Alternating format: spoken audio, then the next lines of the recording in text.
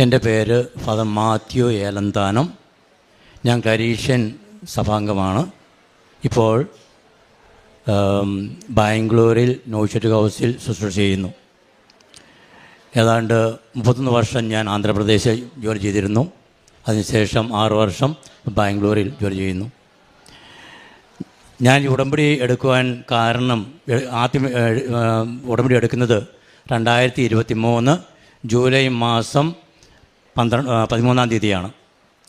അതിന് മുൻപ് 2019 എനിക്കൊരു മോട്ടോർ സൈക്കിൾ ആക്സിഡൻ്റ് ഉണ്ടാവുകയും എൻ്റെ വലതുകാല് 3 സ്ഥലത്ത് ഒടിയുകയും അതിനുശേഷം അത് സെപ്റ്റിക് ആവുകയും ഡോക്ടർ പറഞ്ഞു കാല് ആംപിറ്റേറ്റ് ചെയ്യണം, മുറിച്ച് കളയണമെന്ന് പറഞ്ഞു. ആ സമയത്ത് 38 ദിവസം ഞാൻ ഹോസ്പിറ്റലിലായിരുന്നു. ആ സമയത്ത് ജോസഫ് അച്ഛൻ്റെ ധ്യാനത്തിൽ കൂടുകയും യൂട്യൂബിലേക്ക് കൂടുകയും അതിനുശേഷം ഈ സാക്ഷ്യങ്ങളെല്ലാം കേൾക്കുകയും ചെയ്യുമായിരുന്നു. അപ്പോൾ ഞാനൊരു പ്രാർത്ഥനയായിട്ട് മാതാവിനോട് പറയാമായിരുന്നു, മാതാവേ എൻ്റെ കാലം മുറിച്ചു മാറ്റാൻ അങ്ങ് അനുവദിക്കരുത് എന്ന്. എൻ്റെ പ്രാർത്ഥന മാതാവ് കേട്ടു. അതിനുശേഷം എനിക്ക് ഇവിടെ വരണമെന്നുണ്ടായിരുന്നു, പക്ഷേ എനിക്ക് സാധിച്ചില്ല. അതിനുശേഷം 2023 ജൂൺ മാസം 5-ാം തീയതി എനിക്ക് ഭയങ്കരമായിട്ട് വയറുവേദന ഉണ്ടാവുകയും ബാംഗ്ലൂർ സെൻറ്റ് ജോൺസ് മെഡിക്കൽ കോളേജിൽ 20 ദിവസം അഡ്മിറ്റ് ആവുകയും ചെയ്തു. വയറുവേദന കുറഞ്ഞു കഴിഞ്ഞപ്പോൾ എൻ്റെ ഹീമോഗ്ലോബിൻ വളരെ താഴെയാവുകയും 6.4 വരെ ആവുകയും ചെയ്തു. അപ്പോൾ ഡോക്ടേഴ്സ് പെട്ടെന്ന് ബ്ലഡ് ട്രാൻസ്ഫ്യൂഷൻ നൽകുകയും അതിനുശേഷം ഡോക്ടർ പറഞ്ഞു 6 വരികയാണെങ്കിൽ കോമയിലേക്ക് പോകാനുള്ള സാധ്യതയുണ്ട്, അതുകൊണ്ട് വളരെ ജാഗ്രതയായിരിക്കണമെന്ന്. അതിനുശേഷം എല്ലാ ടെസ്റ്റുകളും അവർ ചെയ്തെങ്കിലും എന്തുകൊണ്ടാണ് എൻ്റെ ഹീമോഗ്ലോബിൻ കുറഞ്ഞു പോകുന്നതെന്ന് മനസ്സിലാക്കാൻ സാധിക്കുന്നില്ല. എല്ലാ ടെസ്റ്റുകളും ചെയ്തു, എല്ലാം നോർമൽ. അതിനുശേഷം 20 ദിവസം കഴിഞ്ഞ് ഡോക്ടർ എന്നെ ഡിസ്ചാർജ് ചെയ്തിട്ട് പറഞ്ഞു 2 ദിവസം കഴിഞ്ഞ് വരിക, നമുക്ക് ബോൺ മാറോ ചെയ്ത് നോക്കാം. അതിലൂടെ ഈ റെഡ് ബ്ലഡ് സെൽസ് എങ്ങനെ നശിക്കുന്നു എന്ന് കണ്ടുപിടിക്കാൻ സാധിക്കുമായിരിക്കാം. ഒരു പക്ഷേ ക്യാൻസറിൻ്റെ എന്തെങ്കിലും ആരംഭം ഉണ്ടായിരിക്കാം എന്നാണ് ഡോക്ടർ അപ്പോൾ പറയാനിടയായത്. ആ 2 ദിവസം കഴിഞ്ഞിട്ട് ഇപ്പോൾ ഡോക്ടർ പറഞ്ഞു 2 ദിവസം കൂടെ നിങ്ങൾ വെയിറ്റ് ചെയ്യുക. അപ്പോഴും എല്ലാ ദിവസവും 2 പോയിൻ്റ് വെച്ച് കുറഞ്ഞുകൊണ്ടിരിക്കുകയാണ് ഹീമോഗ്ലോബിൻ. അതിനുശേഷം ഞാൻ ചെല്ലേണ്ട ദിവസം വന്നു കഴിഞ്ഞപ്പോഴേക്കും എൻ്റെ അമ്മയ്ക്ക് അസുഖമാവുകയും ഞാൻ പെട്ടെന്ന് വീട്ടിൽ പോവുകയും ചെയ്തു.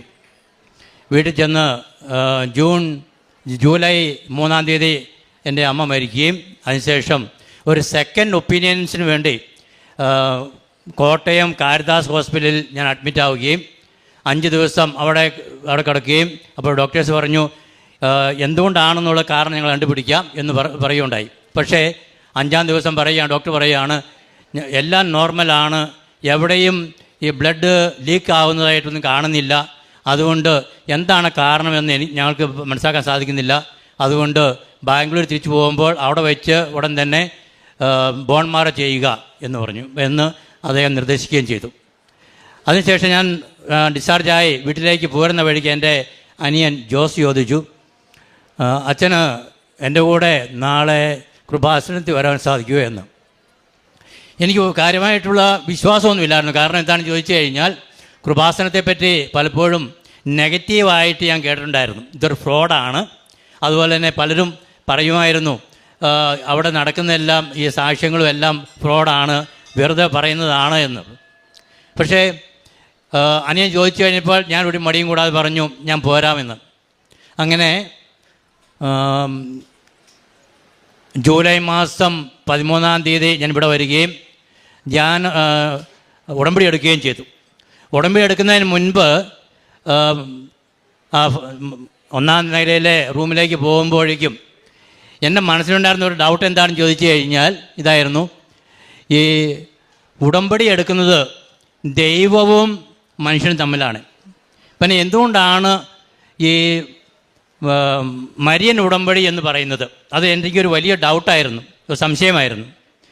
കാരണം സ്ക്രിപ്ചറലായിട്ട് നോക്കിയാലും അബ്രാഹവും ദൈവമായിട്ടും ഇസ്ഹാഖും ദൈവമായിട്ടും യാക്കോബും ദൈവമായിട്ടും അതുപോലെ തന്നെ മോസസും ദൈവമായിട്ടുമാണ് ഉടമ്പടി എടുത്തിരിക്കുന്നത്.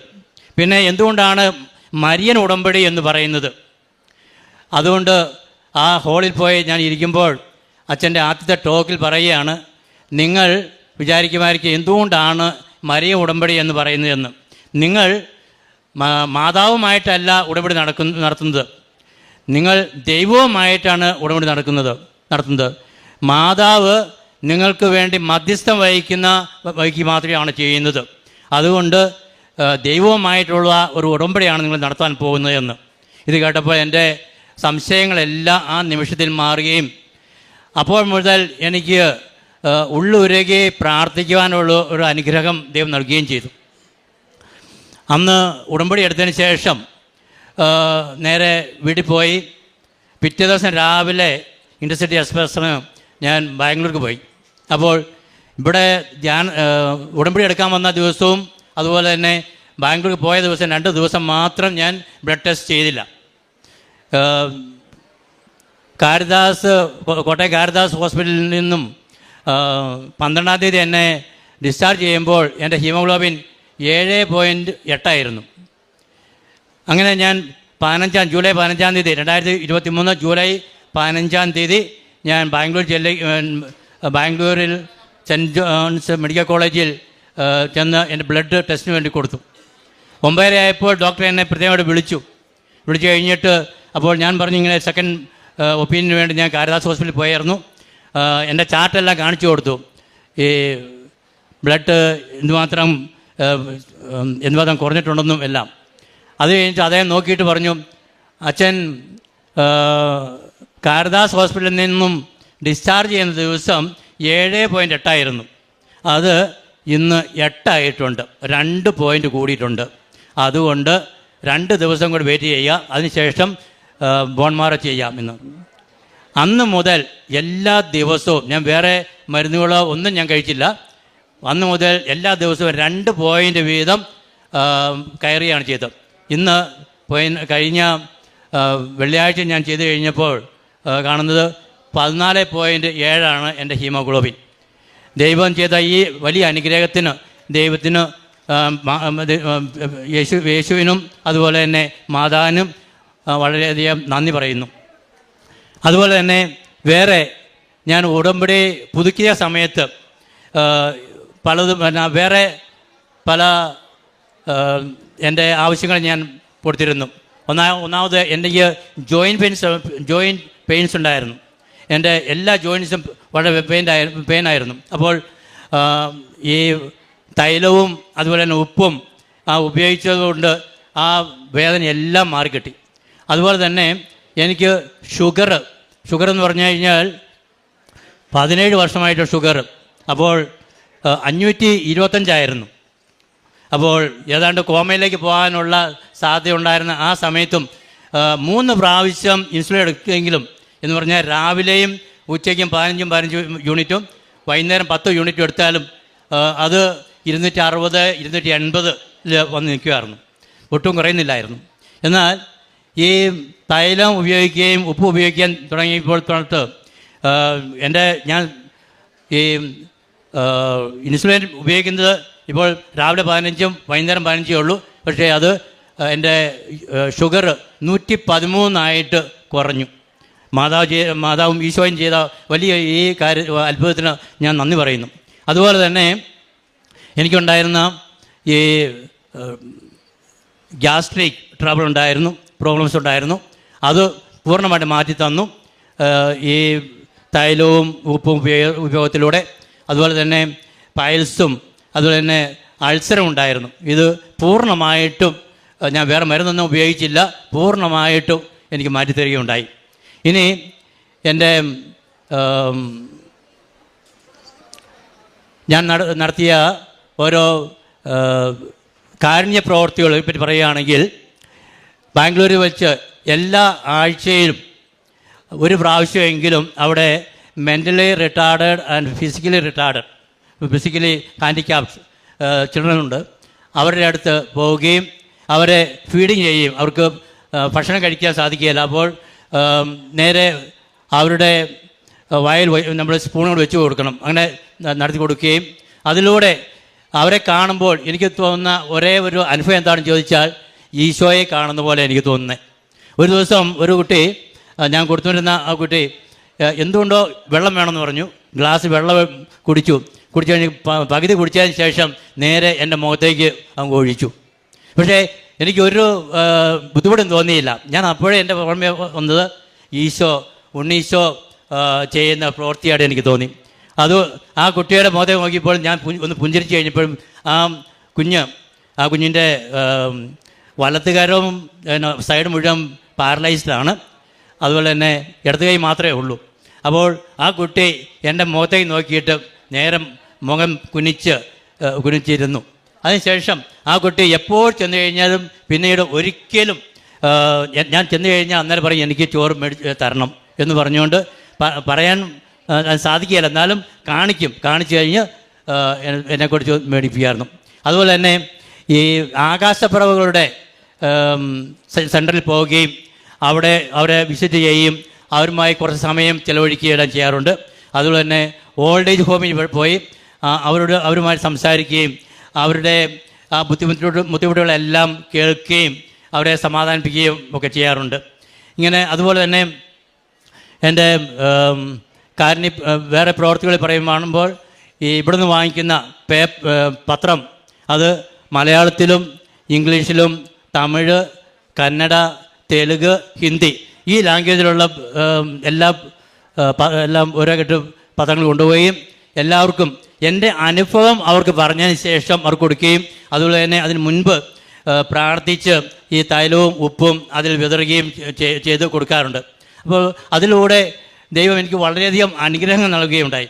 അതുപോലെ തന്നെ ഇനി വേറൊന്ന് പറയുകയാണെങ്കിൽ ഒരിക്കൽ ഞാൻ ഒരു ടാക്സിയിൽ പോരുമ്പോൾ ആ ടാക്സി ഡ്രൈവറുമായിട്ട് സംസാരിക്കുകയും ആ ടാക്സി ഡ്രൈവർക്ക് ഈ യേശുവിനെ പറ്റിയും പ്രത്യേകിച്ച് ഈ കൃപാസനത്തിൽ നടക്കുന്ന വലിയ വലിയ കാര്യങ്ങളെക്കുറിച്ച് അദ്ദേഹത്തിന് പറഞ്ഞു കൊടുക്കുകയും ചെയ്തു.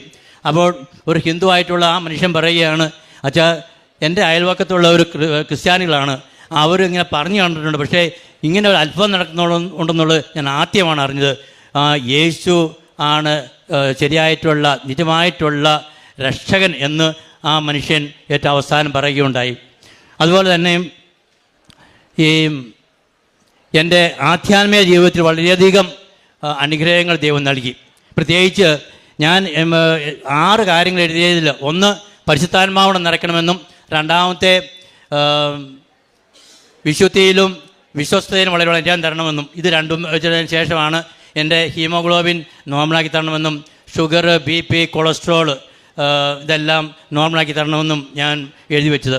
അപ്പോൾ ദൈവം എനിക്ക് ഇതിനു വേണ്ടി വളരെ അനുഗ്രഹം നൽകുകയും അതുപോലെ തന്നെ ഈ എൻ്റെ ഞാൻ വിശ്വബലി അർപ്പിക്കുമ്പോൾ ഭക്തിയോടുകൂടി അർപ്പിക്കുവാനുള്ള അനുഗ്രഹം ദൈവം എനിക്ക് നൽകി.